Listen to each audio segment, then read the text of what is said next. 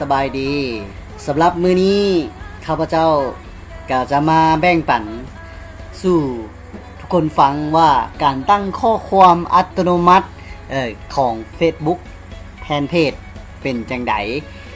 แล้วเฮาสิมีวิธีการเฮ็ดจังไดมื้อนี้ข้าพเจ้าอยากมาแบ่งปันในการตอบข้อความอัตโนมัติเพื่อช่วยในการตอบโดยเฉพาะเวลาที่เฮา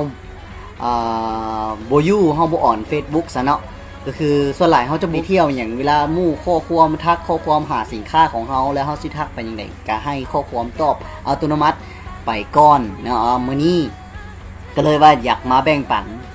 สิ่งดีๆนี่ให้ทุกคนมาเริ่มกันเลยเมื่อเฮาเข้ามาเพจบุ๊กของเฮาแล้วเฮาก็จะเข้าไปบ่อนใดจุดเริ่มต้นเนาะอันนี้จะเป็นภาษาไทยเนาะเป็นตั้งค่าให้เป็นภาษาไทยเนาะทุกคนก็เพื่อให้กันจำเข้าใจง่ายกับทุกคนเข้าไปนี่เลยที่ตั้งค่าเนาะตั้งค่าตัวนี้เนาะนี่เห็นบ่ตั้งค่าคลิกเข้าไปตั้งค่าปึ๊บตั้งค่าปึ๊บแล้วเลื่อนลงมาจะอ่านข้อความว่าการตอบส่งข้อความก็คือตัวที่1ตัวที่2เนาะตัวนี้เนาะคลิกเข้าไปตัวนี้เนาะการรับส่งข้อความคลิกปุ๊บเข้าไปซึบจะเห็นหน้าตาแบบนี้หน้าต่างแบบนี้เนาะเห็นตัวแบบนี้เนาะสำหรับในการตอบข้อความหรือว่าจะคลิกเข้านี่เขาก็จะเลื่อนลงมาเนาะเลื่อนลงมาการตั้งค่าทั่วไปกดปุ่ม enter เพื่อส่งข้อความตัวนี้ข้าพเจ้าก็จะเขียนเปิดไว้เนาะสำหรับเพจของผู้ใดที่เป็นภาษาอังกฤษoff on ประมาณนี้เนาะ off on เนาะให้เขียนเป็นคำว่า on ไว้เนาะสำหรับการแจ้งผู้ที่ให้ส่งข้อความนี่ก็เปิดไว้เนาะและตัวช่วยในการตอบโต้ตัวช่วยในการตอบโต้นี่จะแสดงคือว่าเวลาเราคลิกปุ๊บสลายเพจของผู้อื่นเวลาเราคลิกปุ๊บมันจะส่งข้อความมีอย่างต่างๆสบายดีทักทายมีอย่างขึ้นกับเฮาเซตระบบเข้ามาหา Messenger Facebook ของเฮาส่วนตัวนี่เฮาจะเข้ามาตัวนี้เลยเนาะนี่เปิดเนาะข้าพเจ้าเปิดไว้แล้วข้าพเจ้าได้เซตข้อความคือว่า